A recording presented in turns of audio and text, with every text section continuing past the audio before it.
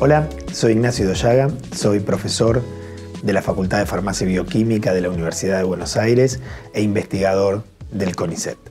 Actualmente soy director adjunto del Centro de Investigación y Apoyo a la Educación Científica y toda mi investigación, todo mi trabajo tiene que ver con explorar cómo enseñar ciencias naturales, también con investigar cómo se aprenden las ciencias naturales y siempre con miras a la mejora de la educación superior. Con respecto a la inteligencia artificial y al uso de herramientas de inteligencia artificial en educación, la verdad que podemos pensar en distintos usos. La inteligencia artificial no es algo nuevo, la inteligencia artificial es algo que existe desde hace mucho tiempo como área de conocimiento, como área de trabajo, muchísimas décadas, con momentos de mayor intensidad, solemos llamarlos primaveras, y momentos donde se trabajó menos, los inviernos de la inteligencia artificial. Y dentro de ese gran área de conocimiento hay un área específica que se llama inteligencia artificial en educación y tiene que ver con explorar los usos de estas herramientas, de las distintas herramientas de inteligencia artificial en educación. En los últimos años se popularizaron estas herramientas de inteligencia artificial generativa, que son las que se están usando mucho para la capacitación, para la educación a distancia, y también tienen un impacto muy fuerte en la capacitación, en la formación constante de los profesionales del laboratorio, de los bioquímicos y de otros profesionales, donde su quehacer fundamental pasa por el laboratorio. Si tenemos que pensar cómo se usan estas herramientas en educación a distancia y en formación continua, podemos pensar, por un lado, que los profesores, los responsables de las capacitaciones pueden estar usando estas herramientas, por ejemplo, para generar materiales. La generación de materiales con herramientas de IA es una cosa muy frecuente, se pueden automatizar determinados procesos en la producción de estos materiales y eso dinamiza mucho la posibilidad de tener distintos materiales, variedad de materiales, en variedad de interfaces, en variedad de formatos. También se puede usar herramientas de inteligencia artificial para automatizar algunas tareas con ciertos cuidados. Esto hay que hacerlo con ciertos cuidados, como son tareas de retroalimentación para que los estudiantes puedan autorregular sus aprendizajes o incluso la generación de evaluaciones a través de herramientas de IA. Es decir, se puede usar para generar algún tipo de evaluación o integrar las herramientas de IA a los sistemas de evaluación que se propongan. Ya usos más sofisticados que también estamos explorando, nosotros en nuestro grupo de investigación lo hacemos, tienen que ver con usar la inteligencia artificial para que los profesores, los capacitadores puedan de alguna manera generar objetos digitales para la enseñanza, algo que antes quedaba restringido a aquellos que conocían códigos de programación. Hoy con la inteligencia artificial se pueden crear simulaciones, esto es muy valioso para el laboratorio, incluso se pueden pensar en laboratorios virtuales enteros construidos con inteligencia artificial que pueden potenciar las prácticas de formación inicial o continua de los profesionales del laboratorio.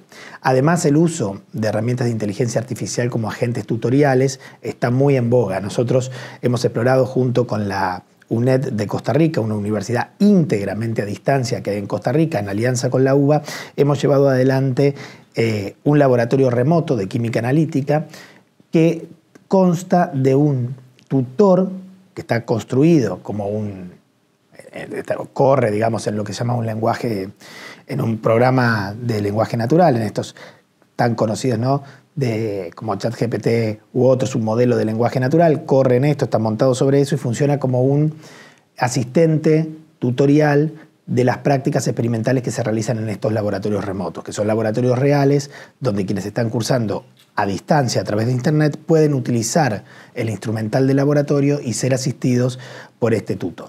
Además, en el CIAEC también generamos algo que llamamos Leticia, que es un juego de palabras, ¿no? Leticia es uno de nuestros laboratorios, pero además Leti.a es nuestra inteligencia artificial pensada para apoyar a los profesores. Es un programa de inteligencia artificial que por supuesto no lo desarrollamos nosotros, sino que es uno de los clásicos, corre también en los desarrollos de OpenAI, pero sí está entrenado por nosotros para brindar a los profesores de farmacia, de bioquímica, de ciencias naturales en general, una ayuda a la hora de diseñar sus clases. A través de prompts específicos, con esta inteligencia artificial, los profesores pueden diseñar sus clases, pensar recursos, ya sea diseñar un curso entero, una intervención particular, una capacitación para profesionales. Entonces, básicamente, para sistematizar esto, yo diría que puedo identificar como algunos usos de estas herramientas que van, por un lado, con la producción de materiales. Ahí hay una gran fortaleza en la producción de materiales con IA y la diversidad de los materiales que se puedan generar. Por otro lado, la automatización de algunas tareas, como la generación de insumos para la evaluación e incluso la posibilidad de automatizar retroalimentaciones para los estudiantes. Siempre con mucho cuidado y con mucho cuidado de no delegar en estas herramientas las funciones docentes, que no son delegables. Por otro lado, ayudar a los estudiantes a través de los tutores o los agentes tutoriales a tareas que cognitivamente sean complejas o que epistémicamente sean significativas dentro de la estructura del curso que uno está buscando. Entonces, entre estas 3 o 4 funciones están los usos que hoy estamos explorando de estas herramientas de IA en la educación a distancia y también en la educación híbrida, que está muy en boga en nuestras universidades. En el campo de la inteligencia artificial, como área de conocimiento, las discusiones éticas se han sostenido fuertemente desde los últimos 50 años.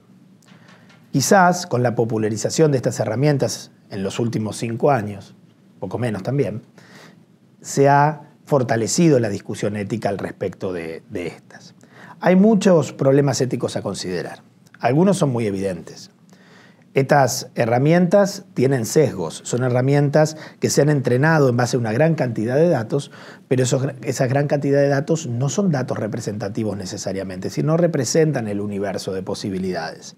Son simplemente una colección de datos elegidas de alguna forma. Entonces se reproducen sesgos y estos sesgos pueden hacer cuestiones vinculadas a discriminación, cuestiones vinculadas a una mala valoración. Esto se ha discutido mucho, por ejemplo, cuando se usan la IA para seleccionar personal. Pensemos en un laboratorio si uno quisiera automatizar los procesos de selección de personal con IA. Podrían estar cometiéndose sesgos brutales a la hora de elegir un profesional sobre otro, a la hora de elegir un técnico sobre otro. Este es uno de los aspectos, pero hay más. El otro aspecto tiene que ver con la transparencia. Las inteligencias artificiales, las herramientas de inteligencia artificial, cuando dan una devolución, cuando dan una respuesta, cuando proponen algo, no necesariamente son absolutamente transparentes. Los procesos por los cuales se llega a esa decisión no están del todo transparentados, son opacos. Entonces, cuando se van a usar en salud, por ejemplo, no conocer cómo se ha tomado una decisión que puede impactar en la salud y en la vida de un paciente, porque no es del todo transparente, es absolutamente inaceptable. Entonces, el problema de la transparencia es un problema serio. Luego está el problema de la responsabilidad. ¿Quién es el responsable del producto, de la respuesta de la IA? ¿Quién se hace cargo de esa respuesta? ¿Dónde está la trazabilidad de responsabilidades cuando yo voy a delegar en una herramienta de inteligencia artificial decisiones que pueden impactar en la vida humana? Ahí hay otro punto central de la cuestión ética cuando se piensa en usar esto en salud humana, que no es, bueno, en salud animal tampoco y en otros ámbitos tampoco, en el ámbito de la educación, digo, estos problemas trascienden, pero se ven más cristalinos cuando uno está hablando de la salud de las personas. Siguiendo con la misma línea de razonamiento, la brecha digital. Estas herramientas hoy no están achicando la brecha, están aumentándola violentamente. Entonces, si vamos a pensar que el futuro de la salud pasa por incorporar este tipo de herramientas en algún nivel, después podemos discutir cuál, deberíamos preocuparnos mucho por si eso va a llegar a todos y cada uno de las personas o si vamos a tener ahí una brecha enorme que va a seguir aumentando, ¿no? Esto vendría como aumentar un problema que, bueno, es anterior, por supuesto, a la inteligencia artificial, que tiene que ver con la brecha en el acceso a una salud de calidad. Entonces, ven cómo se van sumando, ¿no? Se van sumando los problemas éticos vinculados con la inteligencia artificial. Sesgos, discriminación, cuestiones que tienen que ver con la falta de transparencia y la falta de responsabilidad en las respuestas, cuestiones que tienen que ver con una brecha. Y hay acá otra cuestión importantísima que cuando hablamos de salud no puede dejar de ser tenida en cuenta, que tiene que ver con la delegación. Delegar funciones y el profesional de salud delegar decisiones en una herramienta de inteligencia artificial es una controversia absolutamente actual, ¿no? En la actualidad estamos discutiendo estas cuestiones hasta dónde delegar. Desde mi punto de vista en particular, hay que entender que la inteligencia artificial va a cambiar los modos de producir, va a cambiar los modos de interactuar, va a cambiar los modos de relacionarnos con el conocimiento, con las prácticas técnicas, va a incluso redefinir funciones sociales. Esto es inevitable, esto es una realidad. El punto entonces está en poder delegar algunas funciones, automatizar algunas cosas que son automatizables y que probablemente potenciarían, ¿sí? Potenciarían su uso en salud, en el laboratorio de análisis clínicos, por ejemplo, algo que a todos nosotros nos importa mucho, tiene funciones donde se pueden automatizar algunas cuestiones, ¿no? Como rápidamente detectar, dar avisos, hacer lecturas masivas, gran cantidad de datos, de una manera un poco más sólida que los sistemas de alerta actuales. Todo eso estaría muy bien. Incluso se podría trabajar en microscopía o en algunas técnicas que implican la lectura de algunos espectros o de algunos parámetros. Se podrían automatizar, pero automatizar no significa delegar. Para mí, el gran problema en la salud está en el punto de la delegación. No podemos perder el control, ¿no? Los profesionales no tenemos que delegar nuestra función. Y aparte, otra cosa que siempre digo cuando me preguntan sobre los conflictos éticos o las cuestiones vinculadas a la inteligencia artificial. A mí me parece que cuando hablamos de inteligencia artificial, sobre todo cuando hablamos de herramientas de inteligencia artificial aplicadas a campos sensibles, tenemos que recordar que estos algoritmos no son ni inteligentes ni del todo artificiales. Digo ni inteligentes porque su supuesta inteligencia está sesgada al cumplimiento de tareas complejas, pero de tareas altamente repetitivas, ¿no? Están diseñados con fines específicos y en este diseño no hay empatía, no hay comprensión, no hay inteligencia como las percibimos los seres humanos. No son inteligentes como nosotros, porque una inteligencia sin empatía, sin comprensión, sin noción de uno mismo, no es inteligencia. Y tampoco son del todo artificiales, por esto decía que arrastran los sesgos, arrastran incluso lo peor de la humanidad, algo tan humano como el sesgo y la discriminación se puede ver potenciado, incluso recreado sin que nos demos cuenta una y otra vez por estas herramientas de inteligencia artificial. Así que yo diría que los desafíos son muchos. También diría que pensar cómo se va a incorporar en las prácticas de los profesionales de laboratorio es algo que tenemos que hacer, que seguramente pueden mejorar muchísimo nuestras prácticas, siempre y cuando nosotros mantengamos la autonomía y el control sobre aquellas cosas que decidimos automatizar sin que haya una delegación de funciones irrenunciables de los profesionales.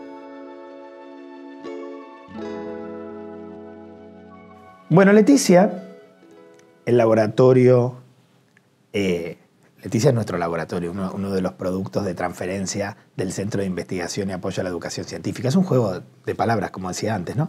Leticia significa Laboratorio de Experimentación con Tecnologías de la Información y la Comunicación para la Innovación y el Aprendizaje.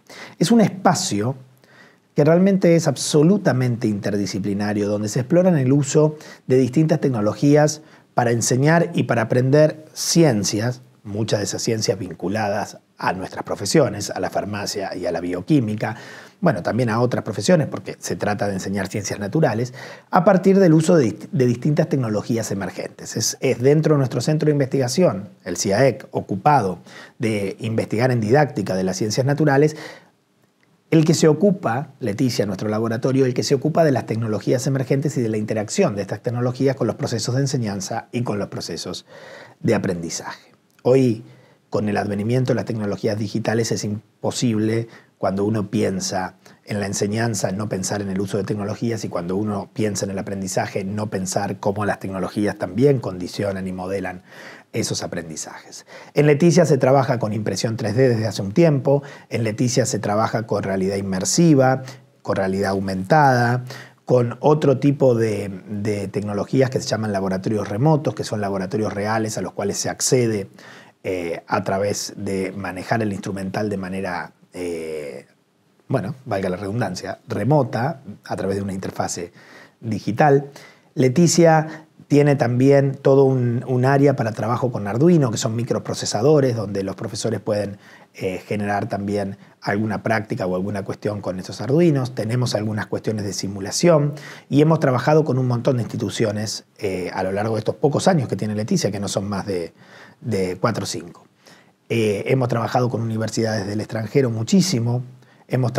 Ahora estamos trabajando con la Comisión Nacional de Energía Atómica para hacer prácticas, para precisamente llevar adelante capacitaciones de personal, muchas veces farmacéutico bioquímico, que quiere capacitarse para acceder a la autorización de la autoridad regulatoria para poder usar material radioactivo, y esto estamos trabajando con alguna tecnología para potenciar esto. Es un espacio que aparte recibe gente, profesionales de distintas universidades del mundo. Hemos tenido visitantes de Colombia, de Costa Rica, de Chile, de España, que periódicamente vienen a Leticia a hacer pasantías, a probar, a utilizar nuestras tecnologías, ¿no? Es un espacio para pensar, donde se diseñan tecnologías, pero sobre todo donde se piensan esas tecnologías en los escenarios reales de enseñanza y de aprendizaje dentro de nuestra propia universidad y también en algunas otras universidades a través de asociaciones. Pero además de recibir, y esto es interesante, no solo recibe Leticia profesionales de afuera, también muchos de distintas cátedras universitarias de nuestra propia universidad, de la Universidad de Buenos Aires, que llegan a Leticia buscando soluciones concretas para sus problemas reales.